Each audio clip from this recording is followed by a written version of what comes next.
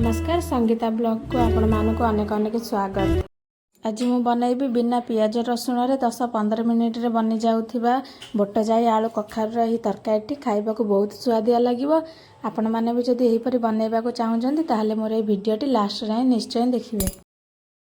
देखंतु बोट जाई तरकारी बनैबा पय मु एठी नै जायछि गोटे कप बोट नै जायछि 2 घंटा पूर्व बतुरै देइथिली। एबे फुल्ली की अध ताटिया हे जायछि। दुईटा मीडियम साइज आलू को एमती 4 फाड़ लाग कर काटी नहीं 300 ग्राम कखारू नहीं जाइए देखो एमती टिके बड़ बड़ कर काटी नहीं पूरा छोट छोट कले बेसी सीझीज से एमती टिके बड़ कर काटी नहीं मुझे गैस उपर गोटे प्रेशर कुकर बसाई देछि। एबे प्रेशर कुकर गरम हो गलानी। एबे सोरिष तेल दे देवा 3 चम्मच। बोट जाई कखारू तरकारी मु सोरिष तेल रे बनैबी। सोरिष तेल रे बनैले बहुत टेस्टी लागिवो। आपण मानू जदि सोरिष तेल पसंद नहीं ताहले रिफाइन तेल रे बनै परिबे। तेल गरम हो गलानी। एबे सेथरे गोटे तेज पत्र दे देवा, हाफ चम्मच जीरा दे देवा,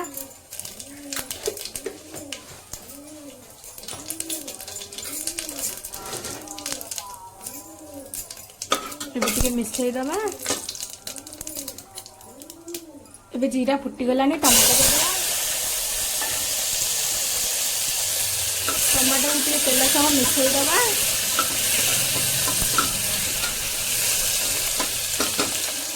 गोटे चम्मच छेचा अदा पकई दबा। छेचा अदा पकईले बास्ना बहुत बढ़िया आसो, खाइबा को बहुत बढ़िया लगे।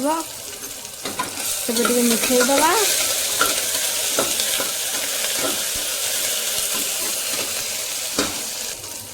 एबे हाफ चम्मच हल्दी गुंड दे दबा। गोटे चम्मच काश्मीरी लंका गुंड दे दबा। हाफ चम्मच जीरा गुंड दे दबा। हाफ चम्मच धनिया गुंड दे दबा। हाफ चम्मच करी मसला दे दबा। मसला न जलिबा पई मुठी नै जाउची 2-3 चम्मच पानी नै जाउची। एबे टिके मिसै दबा मसला को। पे टिके कवर करिकी टमाटो को सिझिबा को दबा। एमती टिके गैप छाड़ी देछि देखंतु। एबे कवर काढ़ी की टमाटो को टिके पुणी गोळै दबा। टमाटो एबे सिझी गलानी। खड़िका साहाय्य रे एमती टिके फिटै दबा।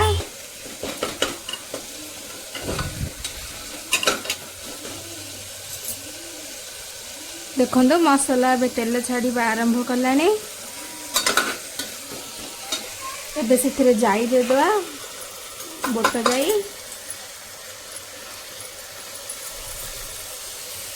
टिके गोळै दबा। एबे आलू आ कखारू को दे दबा। जो माने मोर वीडियो देखुचंदी like comment share and subscribe करिकी बेल आइकन को दबाई देबे। या द्वारा मोर सब वीडियो रो नोटिफिकेशन आपण माने सर्वप्रथम पाई परिबे। एबे टिके गोळै दबा। आलू कखारू आ बोट जाई टिके कसी दबा। मुझे टिके कसी सारे। एबे सेथिरे गोटे ग्लास पानी दे दबा। मत ये पानी टी कम लगे से आउ हाफ ग्लास नहीं जाऊँगी पानी। एबे टिके मिसई दबा।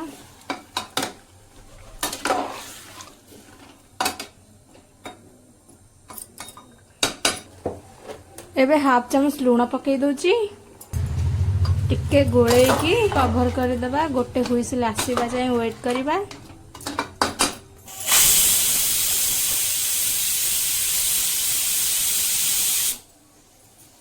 गोटे हुइसिल आसी गलानी। एबे गैस को बंद कर दबा। एबे 2-3 मिनिट पे गैस जीवा को छाड़ी दबा। एबे देखंतु गैस सब पळैलानी। एबे कवर काढी दबा। एबे टिके गैस लगे की फुटीबा को दबा। हाफ चम्मच गरम मसला दे दबा। एबे टिके गोळै दबा। एबे देखंतु बोट हमर बहुत भल भाव रे सिझी जायछि। मो बे आपण मानको पाखरु गोटे चिपिकी देखै दोछि। देखंतु बोट बहुत भल भाव रे सिझी जायछि। आलू आ कखारू भी सिझी जायछि।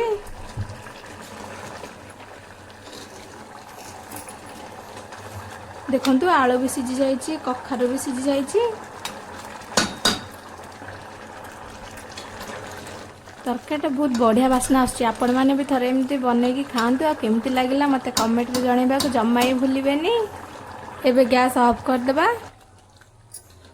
ଏବେ ରେଡ଼ି ହେଇଗଲା ଆମର ବୁଟ ଯାଇ ତରକାରୀ।